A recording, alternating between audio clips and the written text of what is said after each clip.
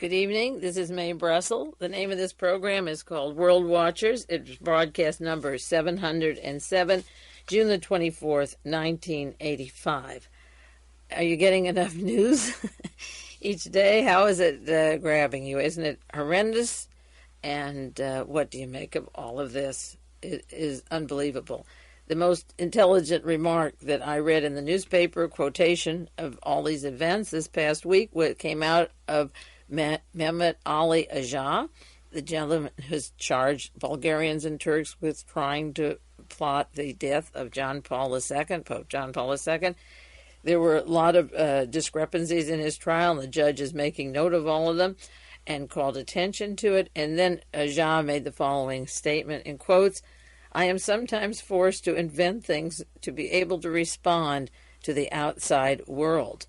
And that was his explanation for a lot of his discrepancies, and I think that about explains what is going on with the events taking place today. Later in the trial, the prosecutor, Mr. Marini, shouted at Agca about these inconsistencies and what he is saying, and he says, you continue to say things that are not true. And Agca responded, "The facts are extremely complicated. In the past, there were some inventions on my part, but now I am telling the truth.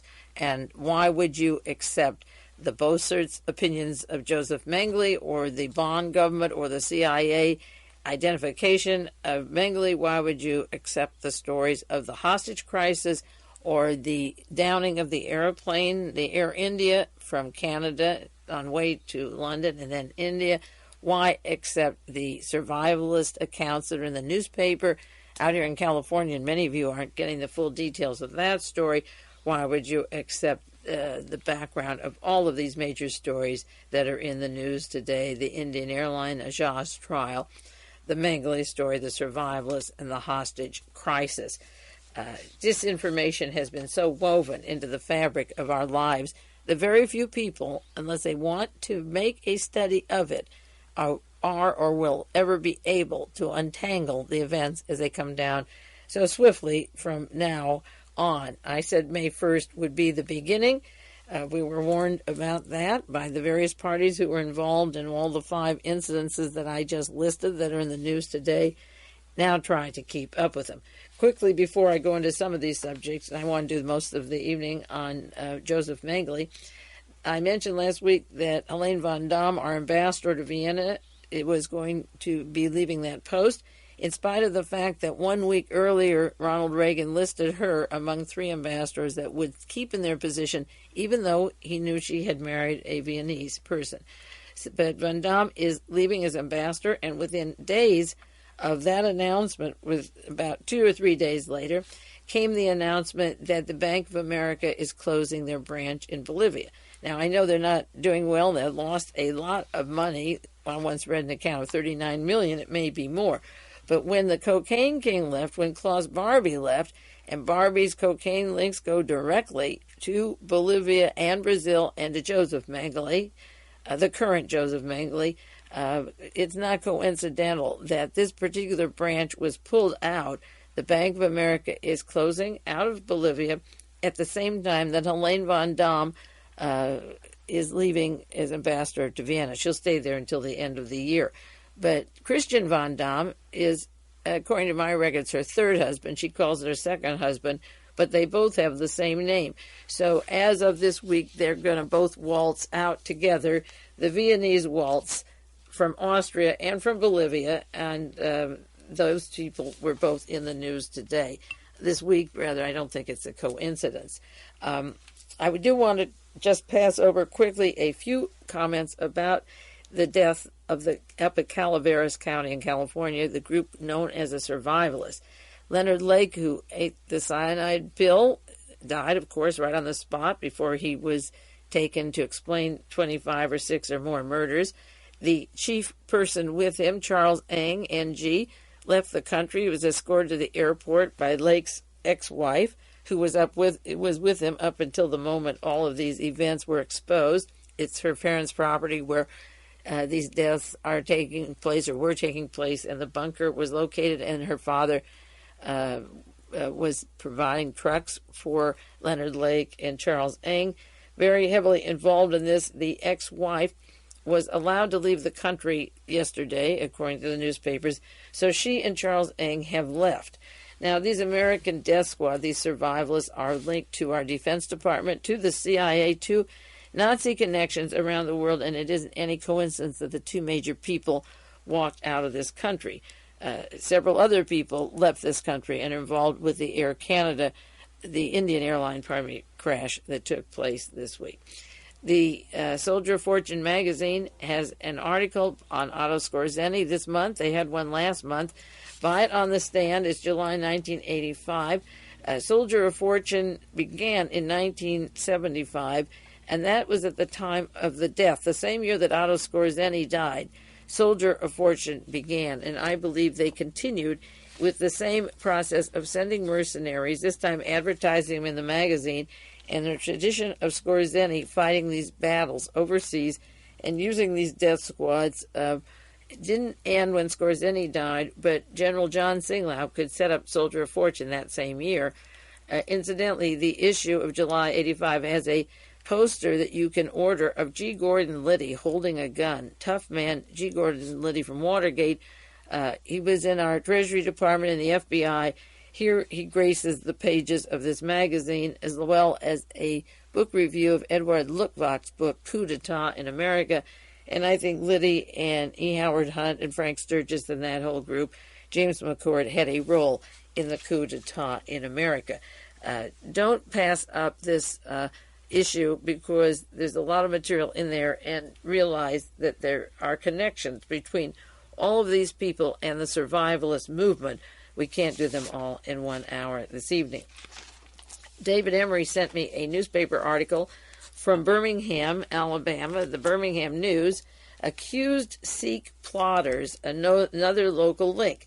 And this is the story of the men that were accused of wanting to blow up nuclear power plants in India, being trained in Alabama with a man named Frank Camper from Dolomite and Alabama, and how they went to buy weapons from him. Well, the Morning News said this morning that two of the people involved taking credit for the explosion at Tokyo Sunday of the baggage compartment of the Canadian airline were one of them was a Sikh, or both of them, and they are also taking credit for the air crash over the Atlantic Ocean. And they came right out of Alabama and New Orleans, where they were trained to, in the future, break open the nuclear power plants in their homeland. Now, how do you feel? Do you feel comfortable with Americans teaching people from other countries to take over nuclear plants to destroy their own country? And if you don't feel comfortable with that, remember the broadcast, or maybe you don't, that I did 4 years ago in 1981, the night before Ronald Reagan was shot, March 29th. It was broadcast number 486, where I referred to the arrest at Crystal River, Florida, of the commando leader and 12 military men who would be used someday for taking over the United States and for a Reichstag type of operation, taking our nuclear power plants. Now, those were the same men, Mr. Camper and Mr. Lisenby, that were arrested and released. They were around our nuclear bases just the night before Reagan was shot, and I believe there was a connection to Alexander Haig and a planned coup in the United States. These two men, Camper and Lisenby, were also involved in the Dominica invasion plot, which then spreads their tentacles, as I've said many times, up to Canada, to all the top Nazis and Klan in the United States, and up to Richard Butler in Idaho, the Aryan nations. And also I mentioned the role of John Connally. His voice was on those tapes, and wealthy Texas people planning the Dominica invasion. The very Nazis that were going to put flags in Dominica that hunt people for killing, the same process that actually was happening up here in California, letting people out and then hunting them and killing them. Mr. Camper and Mr. Lisenby ran training school, Camper's school, and out of there came Sikhs for destroying nuclear power plants. And here they were 4 years ago around our nuclear power plants, learning how to blow them up. And someday it will happen in the United States, because we not only let him off then and let him off every day, but we train to do over the world so we can destroy countries like India and the United States. And of course they link back to John Connally, to that expose in the Torbet document, to the Permindex operation, otherwise known as the British American Canadian Corporation, and up in Canada is a hotbed of trained Indian, the SIKH assassins, to do exactly a continuation of what the Permindex was set up to do within hours of when World War II was over. As I say, you can get that back broadcast, or if you have it, look it up. It was Christian Science Monitor had an article September 20th, 1981, mercenaries trained in Alabama woods, and that had to do with the Dominican invasion, and these were the same people that I'm talking about that originally surfaced at Crystal River. And in April 81, a gentleman, Mr. Lisenby, who was trained by Franklin Camper and Franklin Camper, were picked up in Florida with silencer in their car, going to do a murder job in the United States. And of course, they were never kept in jail. They got off, and now they're training overseas. And so if you want a trip to India and you get on a plane, just think of the connections back to the Kennedy assassination, to John Connally, to all these events, and wonder if all the what seemed like isolated arrests and incidences that took place in the past 14 years that I talked about, think of their connections and how now it's melding together, and the relationship of these disparate groups becomes more visible, and I've been trying to warn about them for a long, long time. Now, in India, there is a trial going on for the people that killed Mrs. Gandhi. A listener sent me this from the San Jose Mercury News. Gandhi killing parallel made to Kennedy assassination. And what the defendants are saying was that the man who was killed on the spot, his name is Beant Singh, B-E-A-N-T, and then they all use, the Hindus, the S-I-N-G-H as their last name. Mr. Beant was killed on the spot, and the men who shot him as an excuse to end that violence when Mrs. Gandhi was killed were actually the people that were involved in the murder. And this San Jose Mercury News story, Associated Press, says, in political murders, normally the assassins are kept quiet. There is a hidden hand here. The conspiracy is not these men, but the men who killed Beant Singh. They fired the shots in order to silence them. The real men who knew everything, the real man who knew why he was there, is dead. And they accused this operation of being identical to when Lee Harvey Oswald was shot, because if Oswald were alive or Beant were not alive, you'd know about the conspiracy. And one more item before I go on to Mehmet Agca and the Mengele story. The hijacker incident is a complicated, covert action, I believe, that smacks of a lot of reasons for coming down at this time, very carefully staged. One was to attack Greece as not safe. They're taking our NATO bases away, the military bases, and it is a democracy like India, so we have to kill those non-aligned democracies I've mentioned before. The other is an excuse to invade Iran that we lost to the Shah. The third excuse is to get more money and more agents for the CIA to promote that, and the other is to act tough and get ready to invade countries because we can say there's a hint that somebody there is going to do something to us. Getting ready for the Anschluss. Hitler could go into Czechoslovakia and Poland and Belgium, and he maybe didn't even need an excuse now. Now we're a country of law, ha-ha, so we have to have an excuse, and all of this is coming together. The radio announced today, and I'm sure many of you heard it, that airplane leaving Athens did not have the luggage put on by the two hijackers. The luggage, the guns and the weapons in the arsenal, they had some hand pieces. The actual weapons for the hijacking were put on in Cairo, Egypt, and were taken into the airport in Greece. The airport wasn't emptied out. San Francisco Chronicle Sunday paper shows a cartoon of an airport security man, and across the side it says Athens Airport. He's saying, have a nice flight, and here are 5 people armed with knives and daggers and planes and all kinds of bullets, luggage over their shoulder and hands, ready to do battle. That airplane went through the detectors properly, and this has been 2 weeks of telling people, cancel your trips to Greece. Don't take a vacation. Would you go to Greece? The most disgusting propaganda. Now, I just want to do a few minutes on Agca and the trial there, because This is a giant story, a fabrication woven identical to the Kennedy assassination plot out of fabric that cannot hold together, won't hold together. But the people that have been pushing this so hard have stayed with that propaganda line that the Bulgarians and the Soviets planned to kill John Paul II. It's a question of the Antichrist, the Eastern Europe, the Antichrist versus Christ. And I just want to run down quickly what unfolded in the past pertinent to this week's information about the story. Agca was visited in the cell in December 81 by two members of the Secret Service. The Masonic Lodge scandal broke in May of 81, just right after the Pope had been shot, and that instigated a search for a secret government behind the regular government that was existing in Italy, identical to the secret team we have that run behind the Congress and the elected officials and make decisions to manipulate us towards this total fascist state. Now, Judge Martella wrote in a writ of indictment, this is December 81, that two agents of the Secret Service had visited Agca in jail.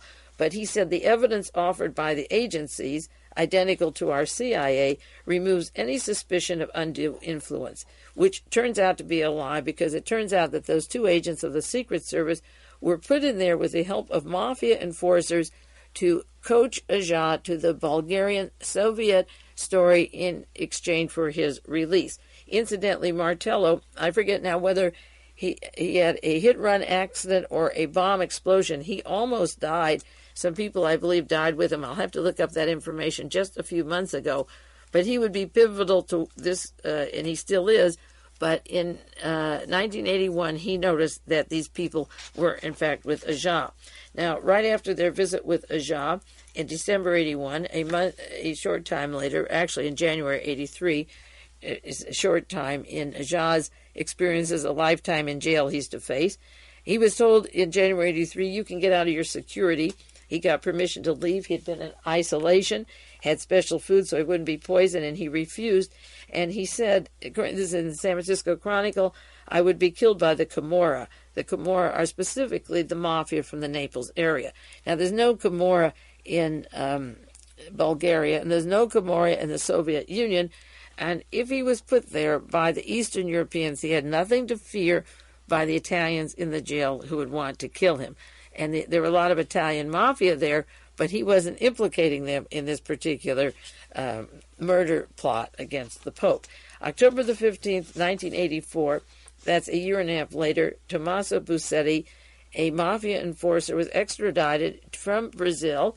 I mentioned him last week in his role in beginning just recently to link Bolivia and Brazil and the narcotic traffic, which is a tie-in between Klaus Barbie and the current JOSEF Mengelе.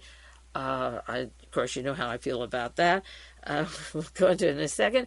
But Tomasi Buscetta was extradited.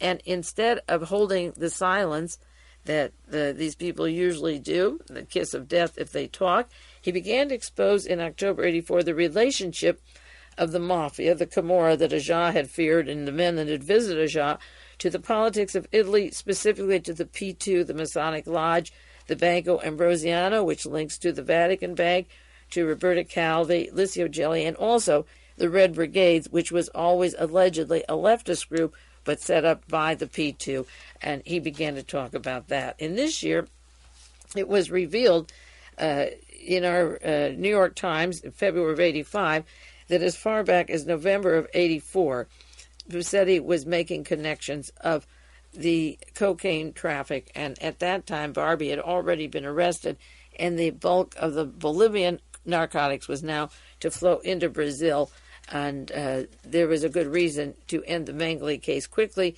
because Buscetta knows those networks and how they go to New York and to the United States and to West Germany and through Italy, and he was and is beginning to talk about these things. Just this year, moving on to 1985, March 85, Francisco Pazienza was arrested.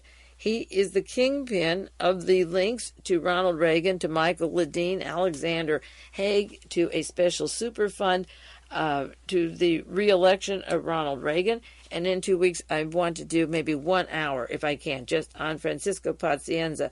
But he was arrested in New York City, and we'll detail that later. And his links are so heavily involved to those people who are fabricating this Bulgarian Soviet story that it is interesting that once Pazienza was arrested, Agca realized, and the story broke, that it was Pazienza who was setting this up for him and had promised him he would be free. And just last week he was saying in the court, here's a man who promised me that he'd give me a French passport to go to Gaddafi, and it was Gaddafi Pazienza used to smear Billy Carter in New Republic magazine just before the elections, and I'll detail that for you later. Agca is saying, look, this man promised me a passport, promised me freedom. Now he's in a jail in New York City. But the funny story, and it is really funny, is the way that Pazienza came up in the court trial. The judge wanted Agca to be quiet this past week. There was a lot of noise and confusion. And there's two trial judges, and one yelled, Pazienza, Pazienza, meaning peace and quiet. And with that, Mr. Agca on the stand yells, yes, it was Francisco Pazienza. And, of course, the rest will just be history. That is the end of the case. It was a fluke, a double entendre.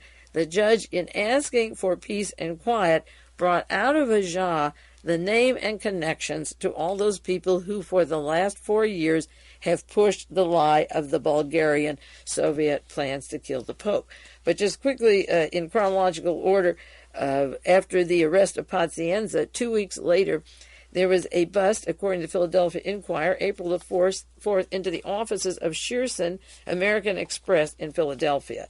Now, they took hundreds of business records. They investigated alleged unreported cash transactions, money laundering, with Tomasi Buscetta talking about the money laundering in a court in Italy, and with Mr. Francisco Pazienza being arrested in New York City. They quickly went into the Philadelphia office. Now, part of the Shearson American Express on the board is Henry Kissinger. Also on the board is Gerald Ford. On the board is Mario Di Urso, D''Urso, from Italy, who is on the also on the board of Kissinger Associates. And Kissinger, of course, is a member of the P2 Lodge out of Monte Carlo. Close associations to that, and his name has been brought up in regard to having a part with killing Aldo Murrow, and Mrs. Murrow thought he was involved in having her husband killed, and Mrs. Roberto Calvi has blamed Pazienza for the murder of Roberto Calvi, and the offices were raided for money transactions of the P2, of the Masonic Lodge, probably out of Philadelphia, these strong connections, because it all came just weeks after Buscetta and Pazienza.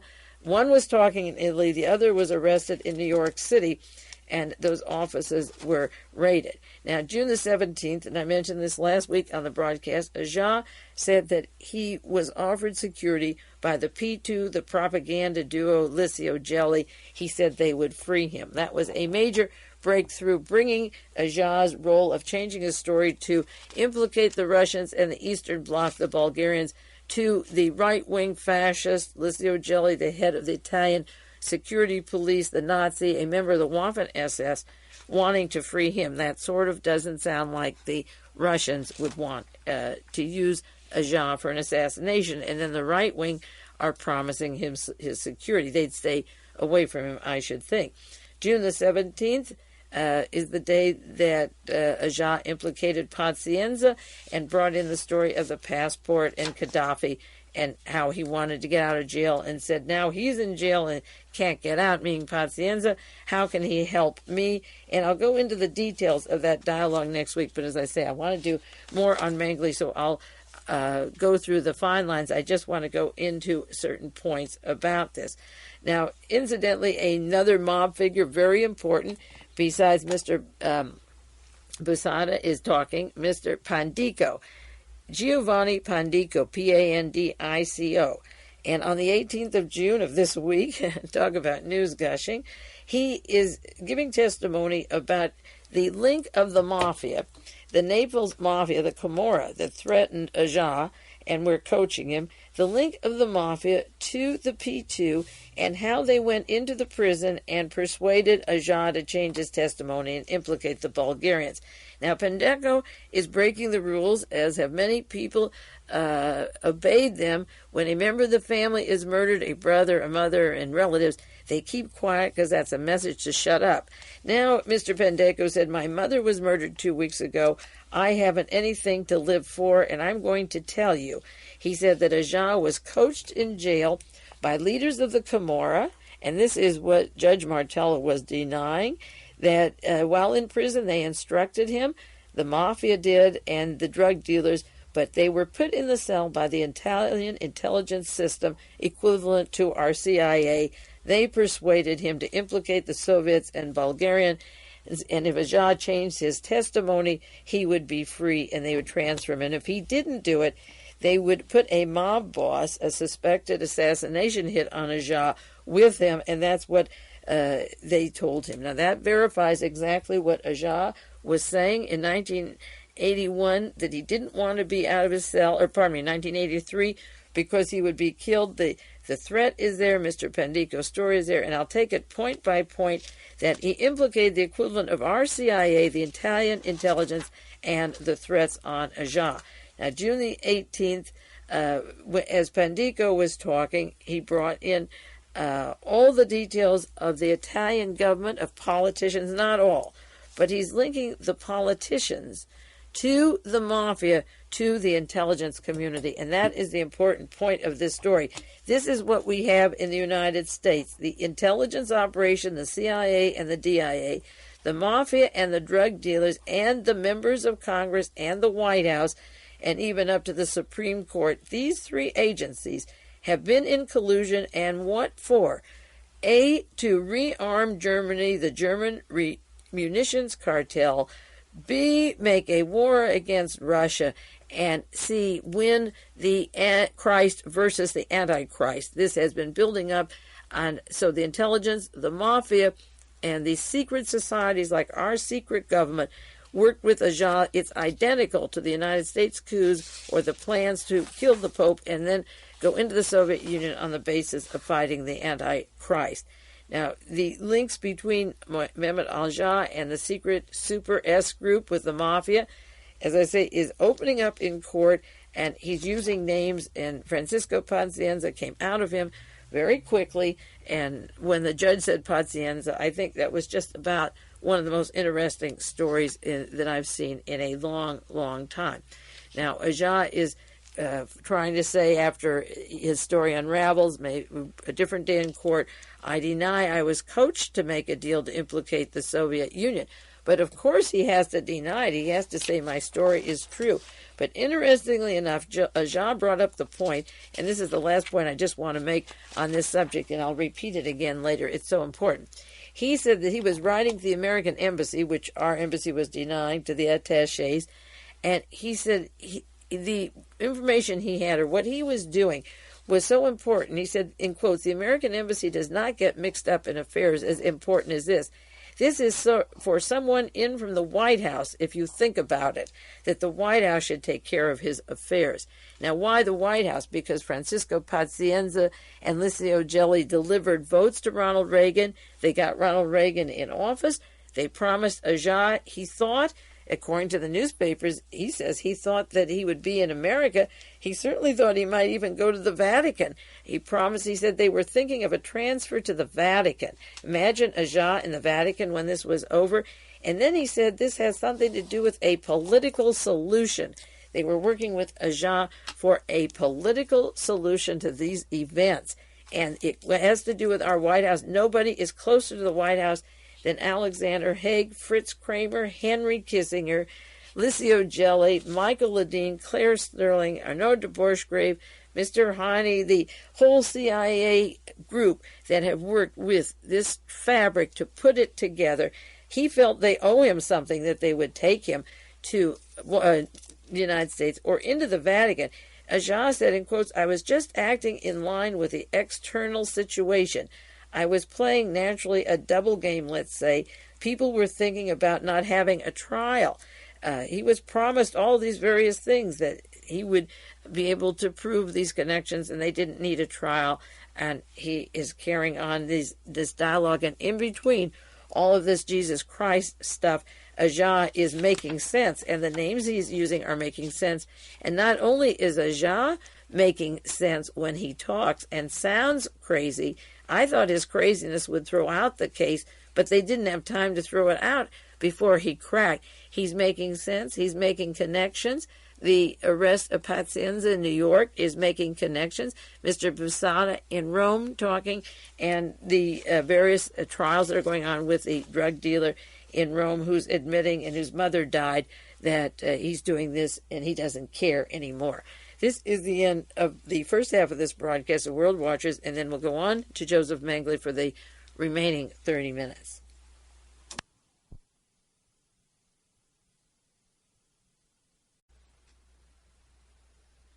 Good evening. This is the second half of World Watchers. It's Mae Brussell. The program number is 707, and it is June the 25th, 1985. In 1975, 10 years ago, there was a quotation of Gerald Ford in the newspaper that just about describes the Mengele affair at the current time. It was when the Rockefeller Commission was working on investigating CIA involvement in political assassinations. This is a quotation from the Star and Times, June the 10th, 1975. President Ford said that material gathered by the Rockefeller Commission on political assassination plots by the CIA would be kept secret because it would not be in the national interest to divulge it.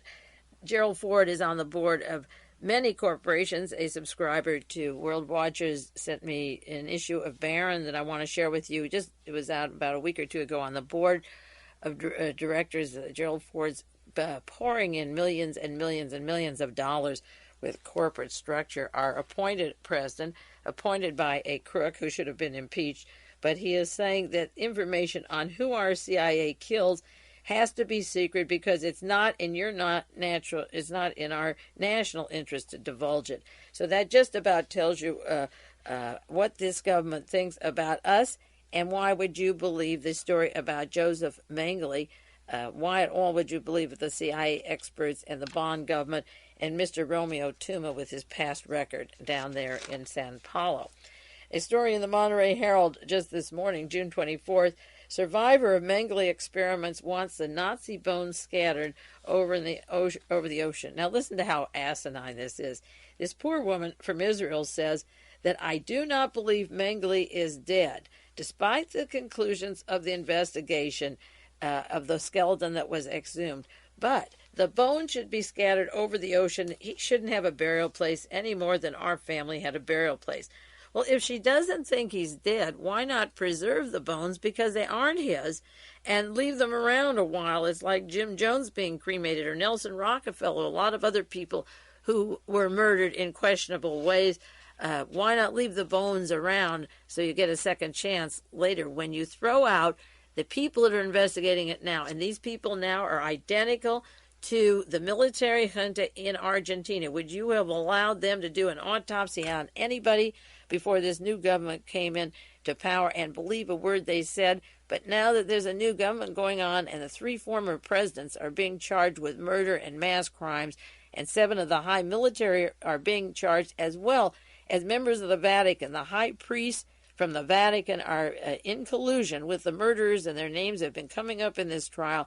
Why would you let Mr. Pinochet have an investigation of a murder in Chile, whether it's SS Karl Wolf or whoever it is? I didn't believe that one either. Why would you let this government, who has lied and lied and lied, to tell you, and the Bond government of all people, and Mr. Tuma, who headed the death squads down in Sao Paulo and was a murderer and accumulator of Nazis under his wing while he was in power and still is in power, why would any of these people have the right to tell us that those are the bones when it defies all science and all logic, and their past record is certainly nothing to be trusted? A McNeil-Lehrer report had a discussion of Joseph Mengele this week, June 21st. Luckily, Tom Davis at Research taped it. I didn't see it on the air. I was home but didn't catch it. It was John Loftus, formerly of the Justice Department, who wrote The Bolero Secret. And Loftus was asked about Mengele, and he asked the question, why should I believe it? There's been 4 funerals for Mengele so far in this case. Then he went on and got stronger, and he said there is no scientific basis in this case. All the rules, the 4 rules of scientific autopsies or guessing the body, the identification, all 4 rules were broken. There were no trace of fingerprints in this case. They haven't come up with any. No x-rays to support the medical conclusions. No films to support what happened, and no photos of the body before it was buried, or any way of knowing that that body in the grave was Joseph Mengele. There's photographs of Mengele around, but those were taken before 1979, when he in fact was there, and John Loftus doesn't believe it. Incidentally, a long subscriber to World Watchers, he and his wife sent me a video recorder. They gave me one about 2 months ago, and I was so grateful because during this whole scene, I could get Simon Wiesenthal and the various people and the pictures of the skull and begin to record some of these events of history that I haven't been able to do. So I thank you again for that gift, and I did use it the past 2 weeks, and have found it very exciting to be able to see these faces and hear the voices again. Now, Mr. Loftus, John Loftus, said all you had down there was a unanimous opinion from Bonn, even from the Mossad, from Israel, who remained a little skeptical, but not much, opinion from Simon Wiesenthal, and opinion from the United States CIA, who sent people over there. They were unanimous in the opinion it was Mengele's, and the conclusion is based on those things, such as pictures or clothing. Now, he said, and I'll make note of it again in a little while, that nobody in the Mengele family gave a single detail of this incident. No family member talked about him. As for the identification of the skull, John Loftus said, the West German technology has not been accepted in the United States in the past. It is not particularly valid. As far as the dental records, it was strictly legalistic. There was no expert there who treated him. There was nobody who saw his teeth. And there's no way that they can say that this is 100% because of a space between his teeth. You could find a lot of people with a space and say, well, Mengele had that space. That wasn't the most notable thing about Mengele when he was alive. Rabbi Heyer from the Wiesenthal Center said, we were the biggest skeptics. We know all the hoaxes that took place before, but there's little doubt now and a high probability that it is him.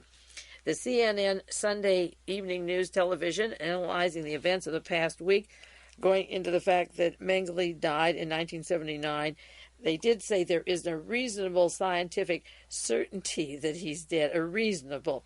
But then they went on, the story followed after tips to the police, and I'll continue along those lines. But they said the tips led to an Austrian family, that's the Bossarts, living down in San Paulo, and a Hungarian woman. Now, they leave out that this Hungarian woman has 2 grown sons, one an officer in the Merchant Marines, and goodness knows what the other one does, and a husband, and allegedly they had housed Joseph Mengele. They isolate this woman instead of demanding that her husband be put under the highest scrutiny of where he is, why he hasn't come home, and so forth. And I want to do more about them, and I mentioned them last week. Now, why do I think Joseph Mengele is alive? Number one, there's people who have gone to South America, such as Brian Boland, who wrote a book on Mengele, and another friend, Charles, who've had information of where he is for the past years, where he goes, the banks he uses, the attorney from Frankfurt, Germany, Mr. Fritz Steinacker, who refuses to say he's dead, says he doesn't know it. And why would they spend from 1979 to 1985 pursuing this and making trips to South America for one purpose, Mengele? If all the tips were dead and there wasn't any sign of him, why stir up these Nazi bones that Reagan wants to say, we forgive and forget, it's all over? The second point is that all the information in this particular story these past weeks has been assisted only by those strong, devout Nazis who absolutely adored Mengele, used the word adored, who housed him and had a safe house, a group of safe houses. I said I counted about 7. He didn't live with either of them all the time. These were the people who assisted Mr. Romeo Tumo in the investigation. All information came from those three people. First, Mrs. Stammer said he started living there in 1961. Then they corrected her with about 2 weeks investigation was 1962. The Boserts were introduced to Mengele through Wolfgang Gerhardt, that avowed Nazi who always was sorry that Hitler lost the war and hoped it would continue the Nazi traditions, his swastikas, and I mentioned his Jew soaps that they still dispense and have. And Mrs. Bossart is the one who buried him. He didn't attend. She dumped that body in the grave. No one attended. If that were Mengele and they loved him that much, some people would cut the weeds. They would have a little in-joke that Mr. Gerhardt isn't in that grave, but they would go and cut some weeds and lay some flowers and say their little rituals, which you do at a cemetery with somebody that you respect so much, this giant scientist and this important man to the Third Reich. They dumped this. Only one woman went there, and she pretended that she was grieving so nobody would open the coffin. I have to keep repeating that point, that nobody saw that dead body. And the only medical examiner, when they closed the lid, said he was in his 50s, not 68. And they quoted in the news over and over again, Mr. and Mrs. Bossert and Mrs. Stammer. Well, one of the big items in this whole story is Mr. Stammer and his sons, the officer in the Coast Guard and the ship. Somewhere he could have been interviewed by the Japanese police or in Singapore, wherever he is. He can't be on the boat all this time. He could have been flown home and faced the cameras and the investigators, if you think there was an investigation, and given his testimony about this man or his memory or opinion. The three Stammers, the males, are gone, and I think they took Mengele on that ship, and now he can go back into Switzerland or Germany because he's officially dead. But the three Stammers were away while she carried this, although the chief of police said the very first hour, we're 100% sure it's him, so therefore you don't need Mr. Stammer and his two sons. And how could they be leaving this particular area at this time and not be flown home by the Brazil government, by the Israeli government, by somebody to Sao Paulo, Brazil, for cross-examination on the trip that they just took to Asia? Taking the trip could be coincidental, which I doubt, but not being flown back isn't coincidental. And having him from 1961 to 70 and then moving him over to the Bosserts and knowing all along what is going on and who he is and who's down there, with their relationships to Mr. Hans Sadelmeyer, the money tree. See, the money was brought to the Stammers. The Stammers used the P.O. box. They delivered everything to Mengele that was to come to him. So how come three of them aren't in there at the time? The third thing that makes me convinced he's alive is that the Mengele family has offered not one piece of information, and this was brought up by John Loftus. They didn't talk about his teeth, the space between the teeth, the medical records. They didn't say a thing about what happened to his hip, earlier surgeries, any part of his body. His son, Rolf Mengele, refused to say it was his father who was dead. There was a quotation on the media this past week that because he is a lawyer, he can't say the father is dead. Well, if he's a lawyer, I'm a lawyer, and I can't say he's dead either. If a lawyer can't say it, why should we have to believe it? So there's the son, there's an ex-wife, Martha, another ex-wife, Irene. Now, when Joseph Mengele's brother died, Mengele married the widow of his brother, so she knew him for many, many years, like 30 years or 40 years. This wasn't a new wife he took on, and Mengele lived in Germany, in Günzburg, Germany, after the war, and was part of the family. And that entourage from 1945 to 1945, when he went to 1949, when he went to Argentina. So Martha knew him, and Irene, and his daughter-in-law was never visible. The son was only seen once with a statement. They never provided a piece of information. No doctor, no dentist from Günzburg, Germany, from Argentina, from Brazil, from Paraguay. Mr. Stroessner said, now I'm vindicated. He wasn't there. When Alfred Stroessner, the dictator of Paraguay, made an arrangement to go to Germany to see Helmut Kohl and talk about Mengele, Simon Wiesenthal said he welcomed him to visit and talk to him. When he canceled that trip, you might know that Mengele would be officially dead. He doesn't have to go to Germany now. But the two wives, the son, the daughter-in-law, have offered not a piece of information. And the nephews, Dieter Mengele, and Mengele was at his home in upstate New York in 1979, not a piece of evidence from a single one of them has been offered about, did he fall on his hip? Was it a battle injury? Was it a motorcycle injury? Not a piece of information they said they'd provide. They didn't provide a shred of information, just photographs and diaries up to a time period, and that's it, period. Another reason, fourth reason I think he's alive is that Fritz Steinecker, who was smoked out, the attorney from Frankfurt representing Mengele, spoke of him in the positive sense in Newsweek. I've quoted that example, and he said he is his client. And then this last week he said he didn't know if he was alive or dead, and he refused to say in interviews that Mengele was dead. He spoke of him in the present tense. You don't need an attorney if you're buried in 1979. All your business, all your papers, he said they were signed over when Mengele went to Germany for his father's funeral. They were signed over to the family, the factory, his share of it. They're very, very wealthy people with interests in factories in New Jersey and South America. Why does Mr. Steinecker, the attorney and the son, both attorneys, refuse to say Mengele is dead? One won't say it because he's a lawyer, and the other uses the present tense. What do you need an attorney for after that time period? Another reason I believe, the fifth reason I believe this is all a hoax, is the very nature of the investigators into it. Mr. Romeo Tuma, I told you, headed the death squads, the torturing down in Brazil and Sao Paulo to keep people oppressed and take away their civil liberties and rights. He said from day one, this is it, I'm 100% sure. The way his office handled the body was an absolute hoax. These people that are from death squads with Nazis around them have a little bit of reverence for some old man who is their hero, so to speak, who they protected all this time. And they brought in a box, and just threw the bones out and scattered them all over. And, of course, the way that body was dug up was absolutely outrageous.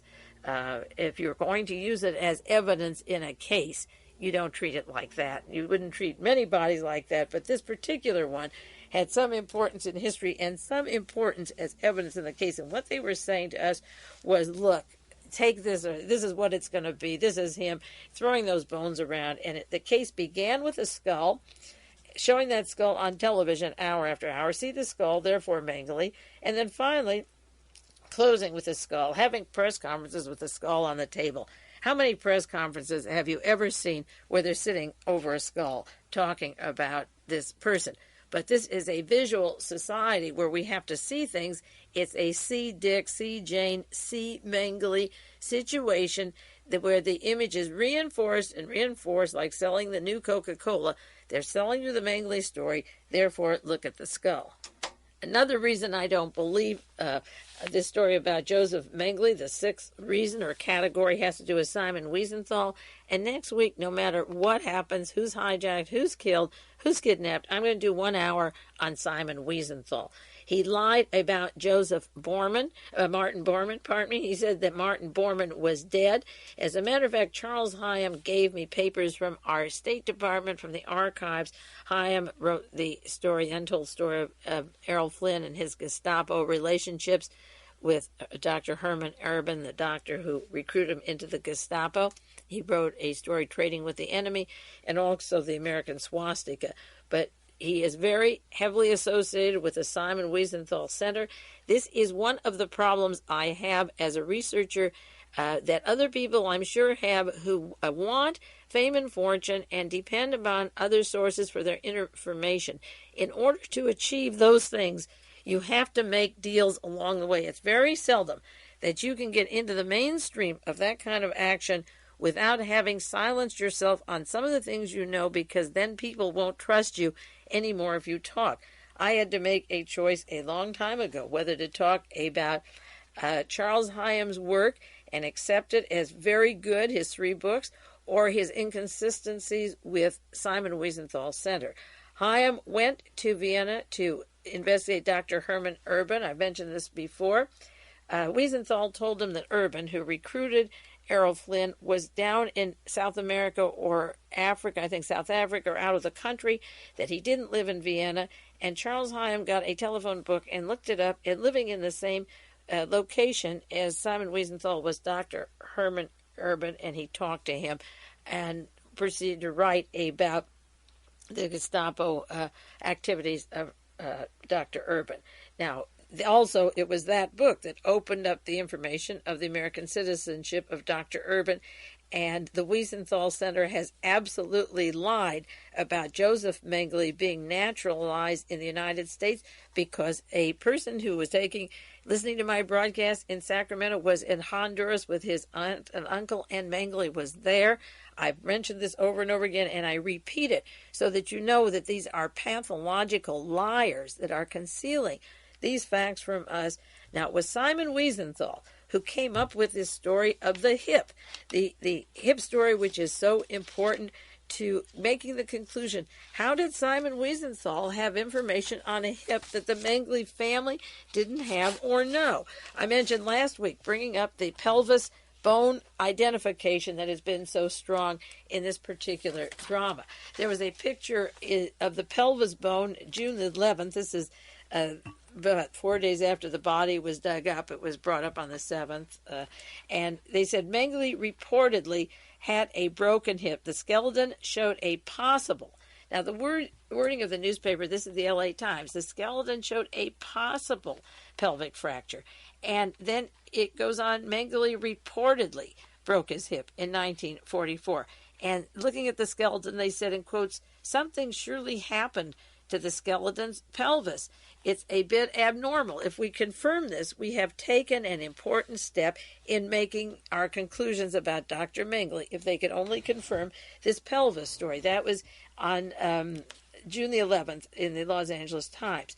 Now, KGO Radio, Tuesday, June the 11th, had somebody calling in, it was on the news, ABC News, saying that the grandchildren of Wolfgang Gerhardt said that their grandmother was buried in that grave where Mengele was supposed to be, and that she had a broken hip, that she was always crippled, and that she had a broken hip, and that this body was placed on top of hers, could be in the same grave, that Mengele alleged body, that body was only 4 feet down, and it could be the grandmother's. Now, in the LA Times, the discrepancy here was that Mengele was believed to have had the broken hip, and West Germany mentioned that he may have had a war wound. So the story was a motorcycle accident. The other was, again, caution, he may have had a war wound. Then the third choice was he may have been injured in that auto accident at Auschwitz. And all of these three things came out. But again, not one of the two wives, not the son, not the two nephews, not the daughter-in-law, had any reference to this, and it shows up in these bones. And the grandchildren of the mother of Wolfgang Gerhardt, the grandchildren of this woman buried in that grave, said that their grandmother had this broken hip. Now, once the story came out that he had suffered a fracture in the pelvis, they were looking for data, and they went to Simon Wiesenthal Center, who said, we happen to have pictures of his broken hip. Now, they have pictures that no doctor, no one in Günzburg or Germany or war records, no one has a record that he has a broken hip except the Simon Wiesenthal Center. No one saw him limp, no one heard about it, no one saw any fractures. And the Wiesenthal Center said, if we can confirm the fracture, we will be a great step forward. Coming out of the Wiesenthal Center, even though the grandchildren had made one statement, the news had said it was a car accident, the other says it was a war wound, all this discrepancy going. Then they continued, the bones are badly deteriorated from contact with the water and the earth, but it's an old man. They can't tell how old he is, but we're going to look at that hip and see what is there. That was followed with another news story, bones yield a clue, and then they admit that they don't know how or if he broke his hip. This was in the New York Times, that it could have been a car accident, it could have been an injury. So there was the car, the motorcycle, and the war injury, but nobody had any idea how he did it. And then on June 24th, just this morning, the ABC News with David Hartman, Simon Wiesenthal said, we know he's dead. We supplied the evidence of the hip. And interestingly enough, he is taking credit for giving them the case which would seal his story. Instead of Simon Wiesenthal saying, I've run bulletins quarterly or however often he does from his center. I've raised millions of dollars. I've done thousands of lectures. I'm building a $30 million center in Washington. I want $5 million in California for the Holocaust Center. I've had researchers, the Mossad, the CIA have cited Mengele on and on through the years. How did his experts, he isn't even questioning the people that gave him information. He's selling membership to his institute. He's selling membership, we'll find Mengele for you. And he isn't saying where he got the information as to confront Mr. Romeo Tuma, this dictator down in Brazil who hid Gustav Wagner, who, remember, the chief of police said 37 years is enough to suffer. I won't send him back, where 4 countries want him. And Simon Wiesenthal is working with Mr. Tuma.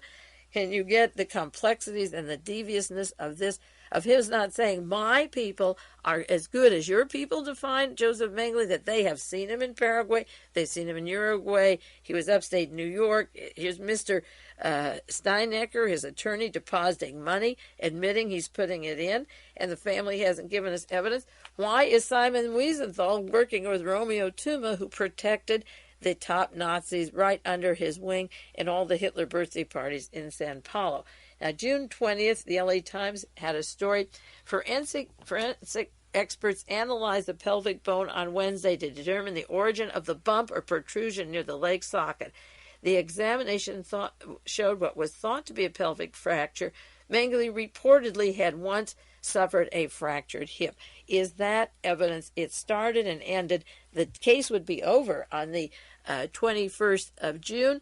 Reportedly suffered, as again I said, there was no son who saw it. There was no lawyer, no 2 wives, no nephews. Nobody saw it. And out of the hat is pulled an x-ray of the Wiesenthal Center, and he's on television on June 24th saying, yes, I supplied them. I take credit for helping confirm the identity of that body in Brazil, the very body that doesn't fit any of the other descriptions of a Joseph Mengele at all. Now, on Good Morning America, one of the women from Auschwitz said, I have to accept the opinion of experts even though I don't believe Mengele is dead. Why does she have to accept the opinion of experts? This is what I want to know. I figured out myself, a housewife with 5 kids in 1963, that I didn't have to accept the opinion of anybody. I don't have to make up a story, but I have a right to look for who killed the President of the United States, who blew his head off. I have a right to study the autopsy reports. I have a right to study the alleged assassin, who he knew when he went to the Soviet Union, what he did in the Marines, who housed him in the Dallas-Fort Worth area, who got him his job, what was the rifle, what was the trajectory, what was the autopsy, what are the photographic evidence, the pieces of photographs holding that rifle at Neely Street with those double shadows. Who were the people that housed him there? Who were the Anna Miller family and so forth? Where did they come from? George de Mohrenschildt, Gally Clark, Max Clark. Why does this woman, she's a doctor, Dr. Rosenseth, her name was, a victim of Auschwitz, who says on television, I have to accept the opinion of others. If there's one message I want to get loud and clear on this broadcast, and I can go into more on Mengele next week, and hopefully on Simon Wiesenthal, you don't have to accept anything. You, as I said before, you don't make it up, but you have to look at the sources of who said it. Then you have to look at their track record. Just as you look at the track record of the Warren Commission, Earl Warren, supposed to be a liberal on the court with his links to Murray Chotiner and the organized crime syndicate, John J. McCloy, who released the top Nazis and who was in Europe with Adolf Hitler at the Olympic Games and worked with I.G. Farben and Chase Manhattan and the Rockefellers on the board, and his links with espionage from A to Z, in fact, deciding when we would go into the Battle of the Bulge. Or people like Gerald Ford, where did they come from?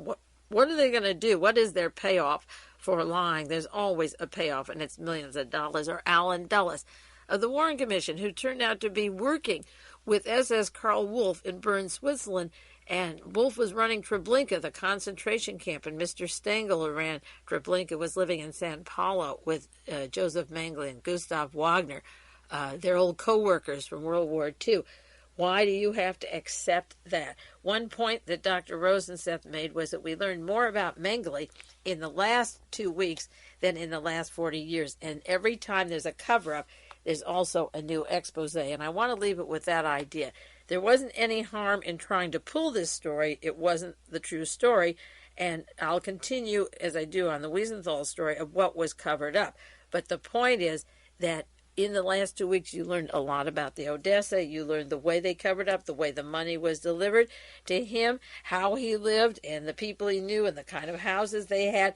And the Odessa network was brought up, the name of the Odessa that was never in the news before then. She said, we learned more about this. And another victim of a concentration camp experiment, Mrs. Kaur, said, I don't believe he's dead. She's one of the twins. She said she wrote a book with her sister. She got massive television coverage when the president was going to Bitburg. And she went to Israel and back to Auschwitz. She said all of a sudden, Mengele was in the news. The last 3 months, JOSEF Mengele's name was in the news. She was bringing out, the victims were bringing out. I've talked about for 2.5 years. Nobody was talking about Mengele from 1983, the way I was hitting Barbie and Mengele and DeLorean. And she says there was too much attention, and all of a sudden the trial got too hot, and suddenly he's dead. And now the case for some people will be closed, but for others, we'll keep vigilant, and I'll do more on the evidence that they tried to concoct. But next week, I promise, and I am going into things about Simon Wiesenthal, and then into the Odessa and the networks of Hans Ulrich Rudel to Mr. Saddlemeyer in Germany, who then took the money down to South America. The path of the Odessa was known by our CIA. When he died, he had Saddlemeyer's name in his address book. I want to go on and develop that for you. But the time is out now, so I have to stop. Our hour is gone. I'll be back with you next week and continue on the Mengele story and the way it's covered, the parallels to the Kennedy assassination, other murders. Maybe you can see it now if you don't remember how it was done before. In the meantime, this is Mae Brussell, and I'll be back with you next week. Take care and keep reading those books and sending me articles. Thanks a lot for the articles.